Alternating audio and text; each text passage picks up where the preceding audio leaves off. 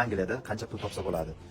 Men qancha ishlab topganimni hozir ko'rsataman. Angliyada soatiga 10 funt 60 pens. Yani bir soat ishlasam men 10 funt 60 pens olaman. Bu yillik mana Saydullayev Muhammadjon, meni ism familiyam bu.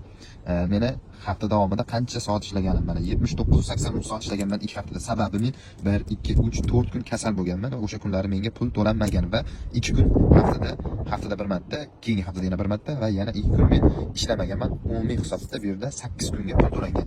Mana birinchi haftada 29 soat ishlaganman, keyingi haftada 50 soat, umumiy hisobda 79 soat va o'sha 79 soat uchun menga qancha pul to'lashgan?